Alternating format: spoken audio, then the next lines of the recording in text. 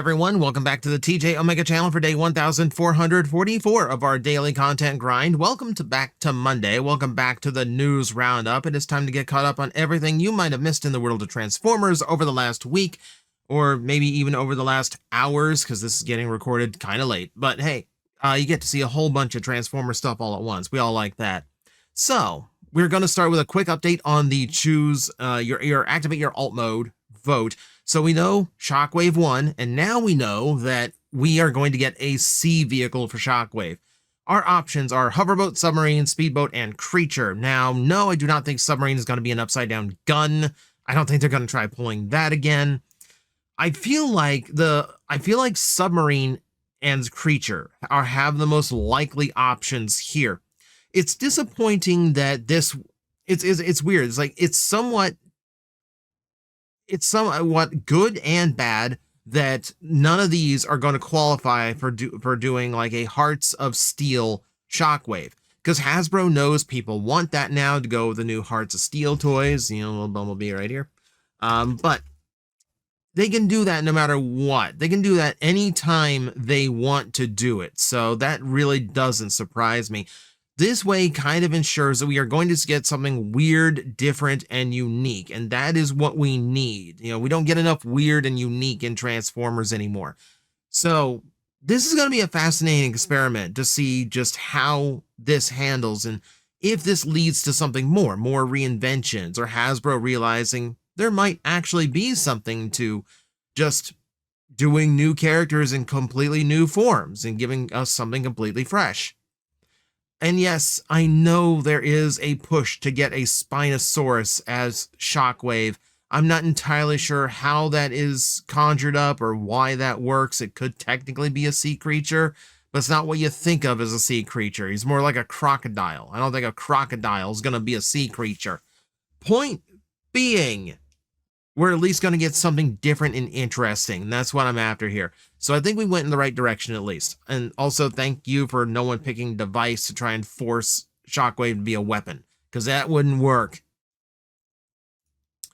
Okay, we have a lot of looks at toys that are about to come out. Some behind the scenes and some already in hand.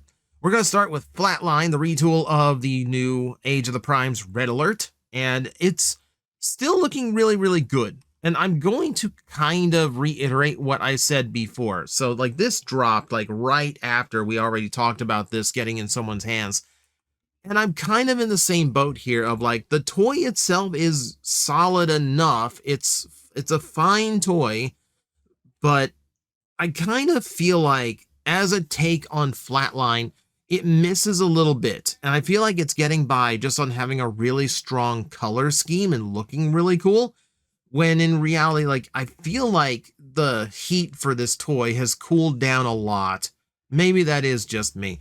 It looks fine. If I'm being honest here, I might cancel my pre-order just because I feel like it's one of those toys I'm going to mess with once and then put in a bin and forget about.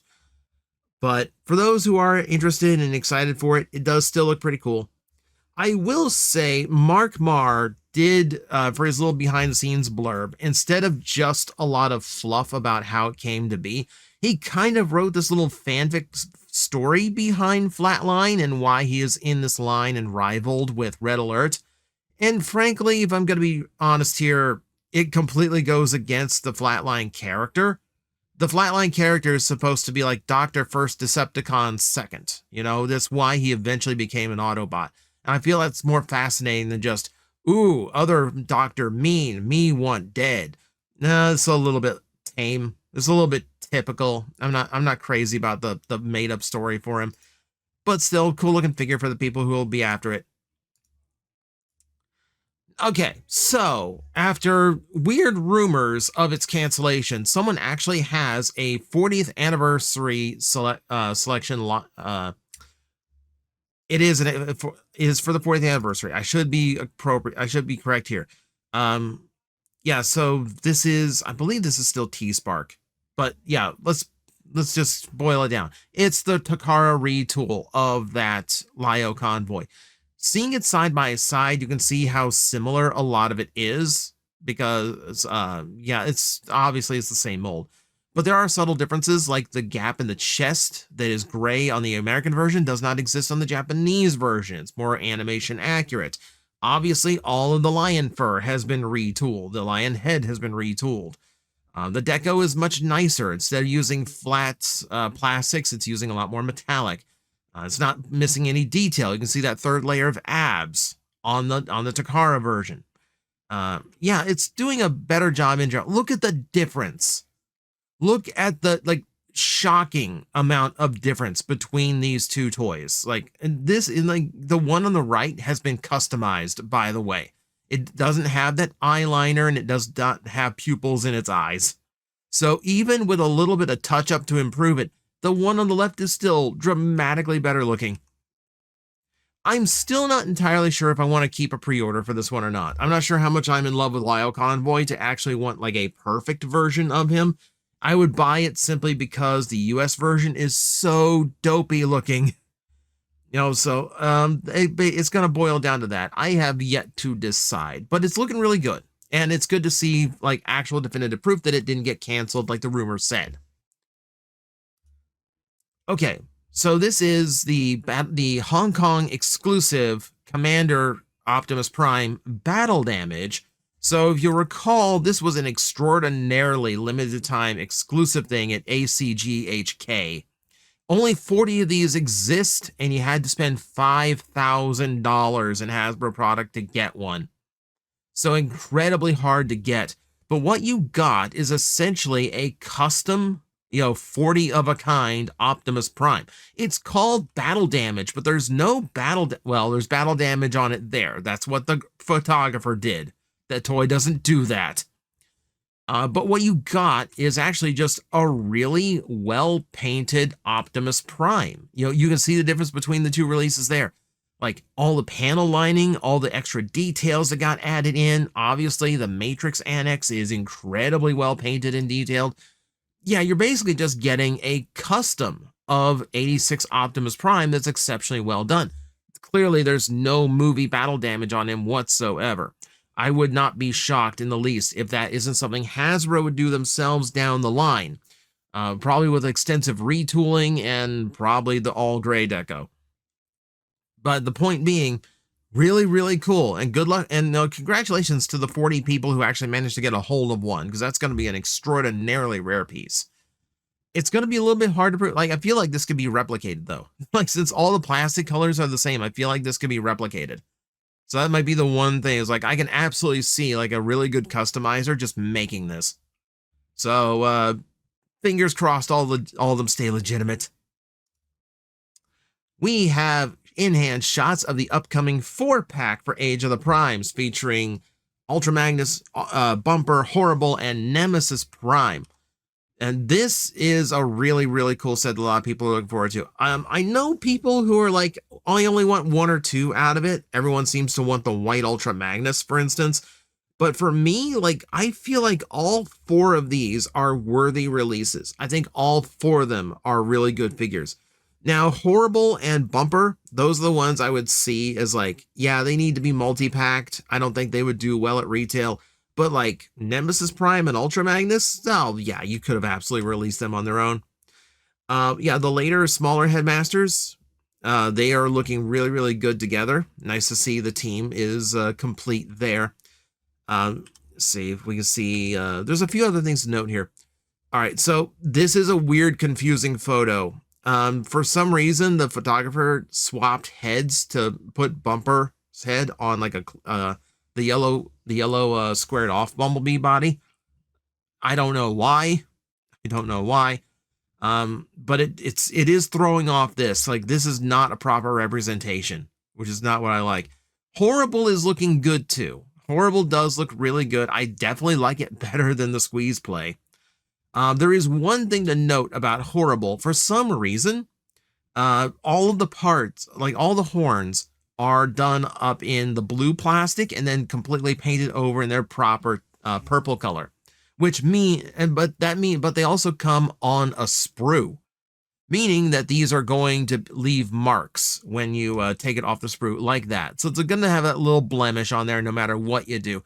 That's unfortunate. So someone figure out the color paint you need to to pick up in order to cover that blemish. I might just take the horns down to Games Workshop and just color match with their paint wall, just to see. But yeah, I like the comparison to the G1 toy too. That's actually a pretty cool thing to be able to do. The Nemesis Prime looking really, really cool. Again, compared to the original, that's actually not expected. I do think, seeing them side by side, I do think the new one went a little bit too heavy on the teal. I don't really think I need the teal on the face, for instance. Still pretty solid looking Nemesis. And yeah, like you know me, if you've been on this channel long enough, you know I have an affinity toward the white Ultra Magnus.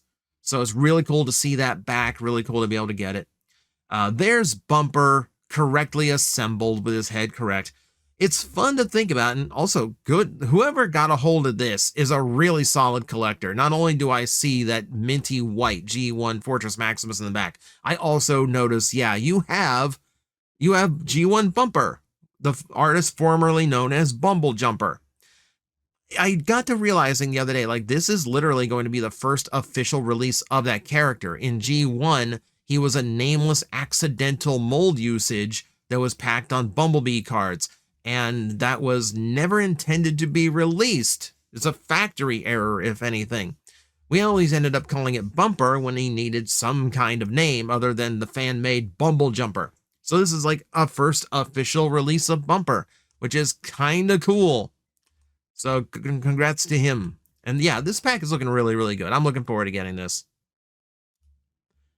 There is a promo video out for the upcoming Basara Prime from Macross 7, part of the T-Spark and Sinner Gen X line. It is a pretty cool promo video. It does show you 3D renders of how the toy transforms into its different modes. So if you're wondering about how it works, you can get a good look at it now. It does show off some detail and transformation complexity I did not expect, which is really, really good to see. It's still not for me, but it is crazy enough to be like, yeah, like this looks like a really, really cool toy. I have no interest in Macross, and you know, it does look a little bit too odd for me to go like the heavy price this is going for, but it does look really, really cool. Really cool. We had an interesting rumor pop up. So this comes from Troy Collects over on Twitter, and this is apparently info from Fan Expo Canada, which there's already been speculation in regards to this because Hasbro revealed so much at San Diego Comic-Con. It's like they were holding nothing back. And we know that, like, there's Pulsecon, right? And we've seen listings for what were supposed to be Pulsecon exclusives. But apparently, there is no Pulsecon this year, which is a really odd thing to do. I don't know if it's this, like, they do seem to want to have a preference to going to real-world locations to show off and announce toys for the first time. So they're kind of going back to that convention touring model. I think that's an incorrect way to go about it. The online reveals and things have been, from what I can see, very successful and very, accomplishing what they're meant to do. And making it very easy to access that first look. That's really what I liked about those, because now if they're at conventions, I have to trust that somebody who knows what they're doing with their camera is actually going to be there to give us their first look. 9 times out of 10, you get grainy, blurry photos, people who don't know how to account for lighting, people who don't know to check for other angles you could photograph the toy at. This is a little bit disheartening, but also apparently Hasbro 1027 is up in the air. You'll recall in years past, Hasbro's treated that date sacred, and we got special things launched on that day. Apparently that might be up in the air too. So fingers crossed it's not the end of Pulsecon, because I do think it holds a special place. But if only for having like a really big deal exclusive pop up, but I guess they can do that anytime, really. Cyberworld Episode 6 is online, and this is our Cyberworld debut of Starscream. So, and this is, again, one of those episodes that really pushes the whole, we're kind of in a video game environment type episode.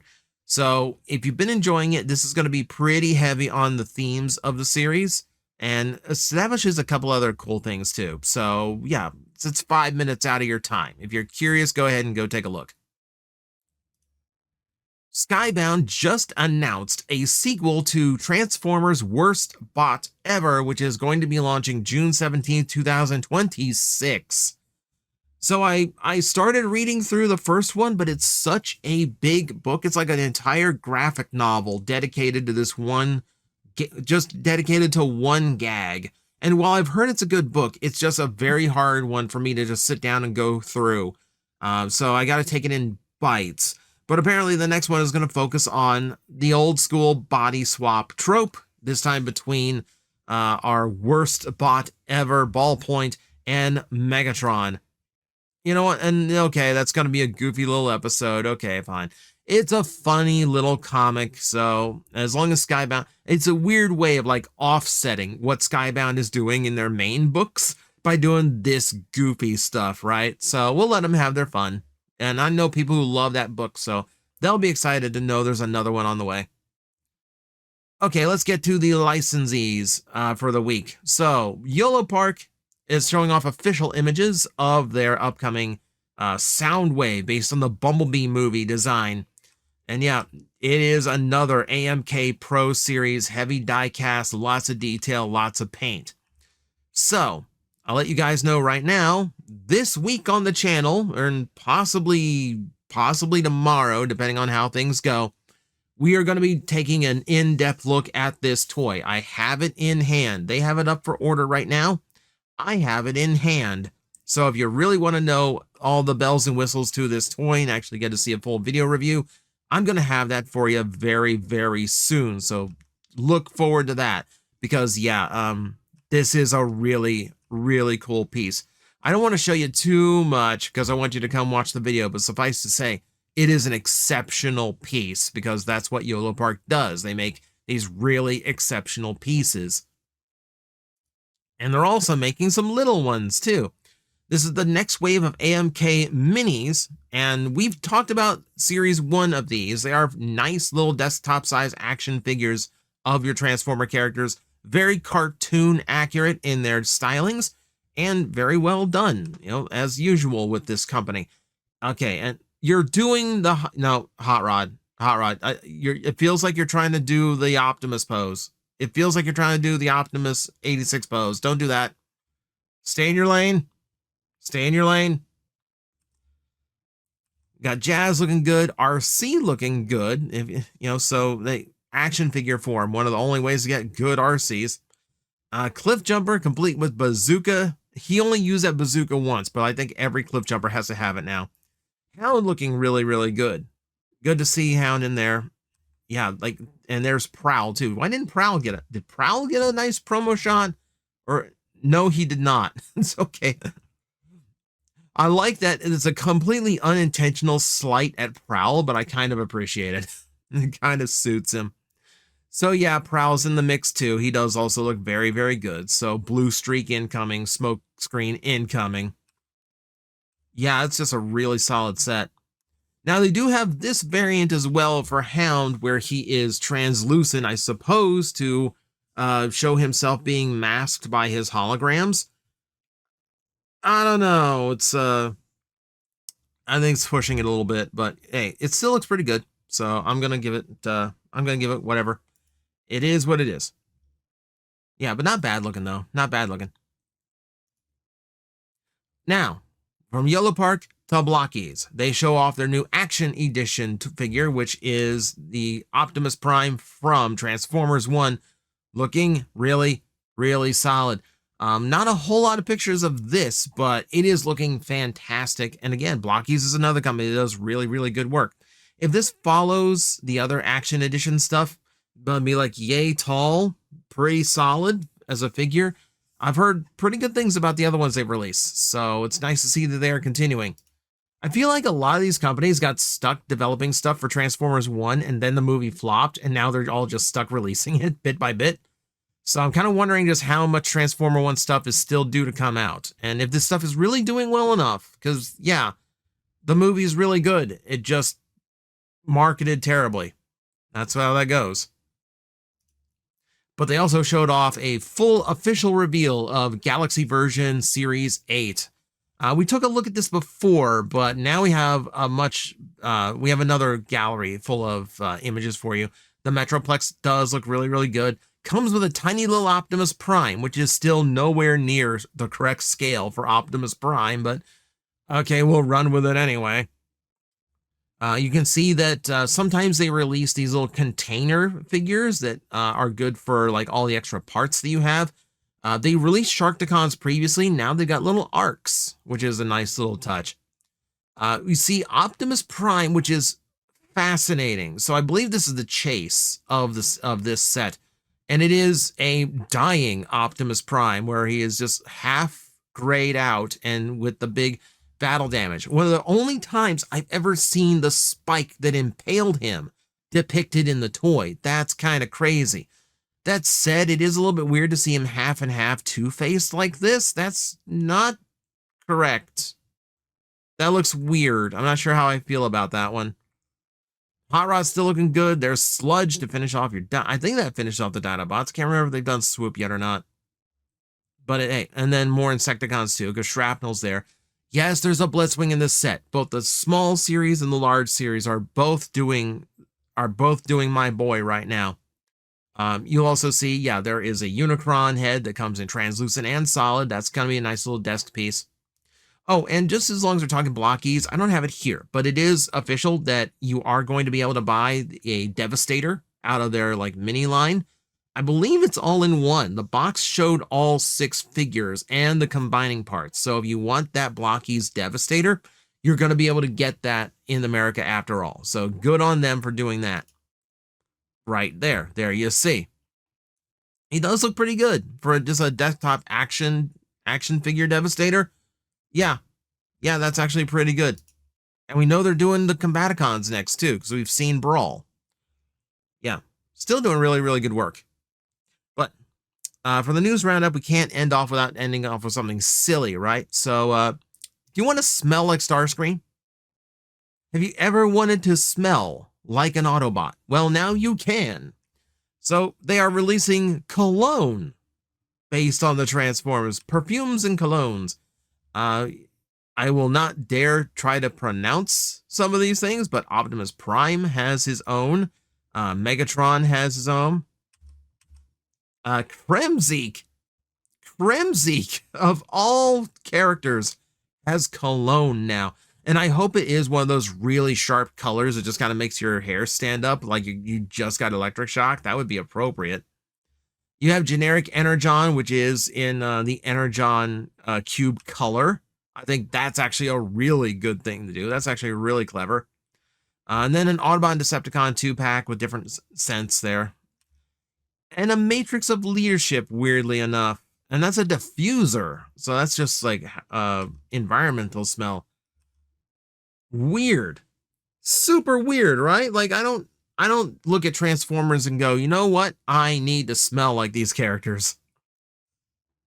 Weird call, but you know what? I will give it to them. Let them have their fun. But that's going to be it. That's us for the news roundup. Lots of toys at lots of perfumes, apparently. So, thank you everyone for watching. I will see you next time. Hello everyone, I am Astral Agent Magnetar, a Tokusatsu VTuber, and I am streaming 4 times a week over on Twitch, Monday, Tuesday, and Wednesday afternoons, and a special late night one on late Friday/early Saturday. So come watch, come hang out, and let's make an impact together.